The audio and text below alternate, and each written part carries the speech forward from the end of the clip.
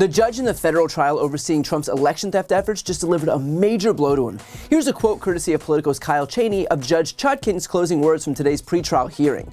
"I intend to ensure the orderly administration of justice in this case as I would with any other case. Even arguably ambiguous statements from parties or their counsel can threaten the process. In addition, the more a party makes inflammatory statements about this case which could taint the jury pool, the greater the urgency will be that we proceed the trial quickly. I will take whatever measures are necessary to safeguard the integrity of these proceedings."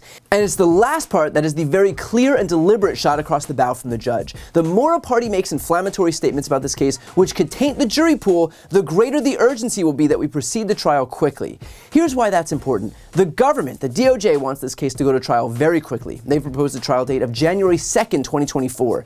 The Trump team, however, wants this trial delayed until after the election. Why? So that Trump could win in 2024 and then install a lackey at the Department of Justice and then have that lackey withdraw its own case against him.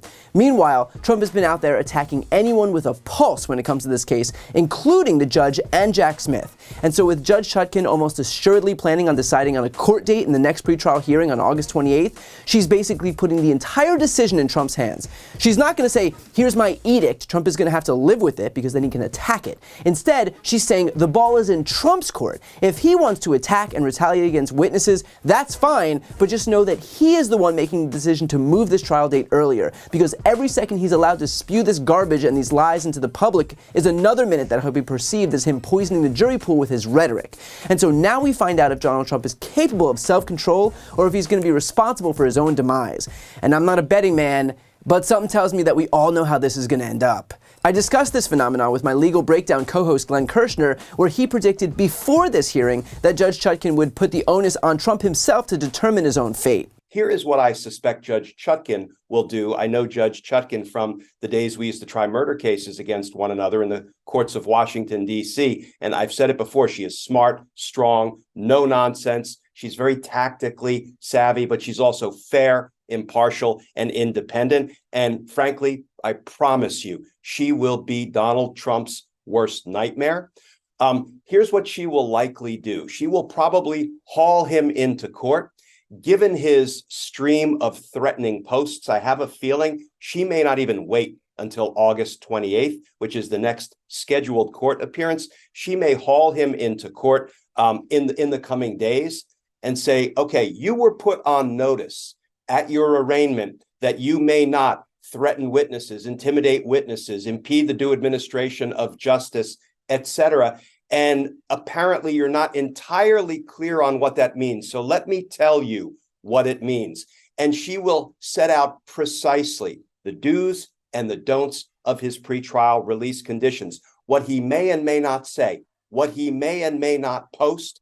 And at that point, you know what she's doing, Brian, is she's putting the keys to a pretrial jail cell in his hands. I've had judges do this so many times. They would put a defendant on precise notice of what will happen if he or she violates a term set by the court. And the judge will say, and I've had them say that, "Sir, the keys to the jail cell are in your hands. If you violate the conditions I am setting for you today, I promise you, you will be revoked on release and you will spend the rest of your pretrial time in detention." I suspect we're going to get something perhaps just as direct out of Judge Chutkan. Right, and then that kind of puts the onus on him and not on her. I mean, she will make perfectly clear what's going to happen if he continues to do what he's doing. So if he decides to do it again, then that's on him. It's not her choice anymore. The choice is, again, his. I agree. Let me just jump in and say there is a confluence here of two things, though, right? There is his violent, reckless, threatening speech involving a guy like Mike Pence, for example, and there is his campaigning, his stumping against political opponent Mike Pence. So I fully expect his lawyers will say, wait a minute. When he criticizes Mike Pence, it's because Mike Pence is his opponent for the nomination for the Republican spot for president. So these are thorny issues, and there's a lot to get tangled up in here. And that's why it's going to be really important that Judge Chutkan precisely tell Donald Trump what he cannot say, because it would constitute intimidating Mike Pence, threatening Mike Pence, or retaliating against Mike Pence because he's provided incriminating evidence against Donald Trump. and what he can say about Mike Pence, because Mike Pence is his political opponent. So, for example, when Donald Trump says, Mike Pence is lying, I never told him he was too honest because he wouldn't overturn the election for me. And I'm not saying that because he's a witness against me. I'm saying he's lying because I'm running for the Republican nomination. These are challenging issues. You'll notice, too, that Glenn predicted that Trump's team would conflate Trump's attacks against his political opponents, like Mike Pence, over the indictment, with his need to simply campaign against them in the primary. And lo and behold, this is one of Trump's latest posts on Truth Social. Wow, it's finally happened. Little Mike Pence, a man who was about to be ousted as governor of Indiana until I came along and made him VP, has gone to the dark side. I never told a newly emboldened, although not based on his 2% poll numbers, Pence to put me above the Constitution or that Mike was too honest. He's delusional and now he wants to show he's a tough guy. Followed by, of course, this statement from his campaign. The Truth post cited is the definition of political speech and was in response to the rhino, China-loving, dishonest special interest group and super PACs like the ones funded by the Koch brothers and the Club for No Growth. In other words, Trump will hurl retaliatory claims at Mike Pence for cooperating with prosecutors, and then, precisely as expected, his campaign will swoop in and say, no, these weren't about the trial, they were clearly just political attacks intended for the primary, which the candidate has every right to do. Rinse and repeat, which shows that Donald Trump and his team will take every opportunity to lie for his legal benefit. So if you're wondering why Donald Trump announced his candidacy so early, this is why. The plan was always to use his campaign as a means to protect himself from litigation. Think about the argument that he began making the very moment his campaign was announced. You're only trying to prosecute me to hurt me because I'm running against Joe Biden, which of course is complete bullshit considering Trump was already being prosecuted before he announced his candidacy, but announcing his candidacy afforded him that argument, and that's what he wanted. This is about the narrative that Trump is the victim of political persecution. Even though he is not the victim, he is the criminal here, and that's the part that he wants you to forget, because a manipulation is pretending that everyone else is at fault for your own abusive behavior. So at this point, the ball is in Donald Trump's court, where Judge Chutkan is effectively daring the former president to do what he is so accustomed to doing. Remember, in addition to the attack on Mike Pence for cooperating with the special counsel, Trump also attacked Jack Smith and even Judge Chutkan herself. Deranged Jack Smith is going before his #1 draft pick, the judge of his dreams, who must be recused in an attempt to take away my First Amendment rights. This despite the fact that he, the DOJ, and his many thug prosecutors are illegally leaking everything and anything to the fake news media. Or he'd say stuff like this.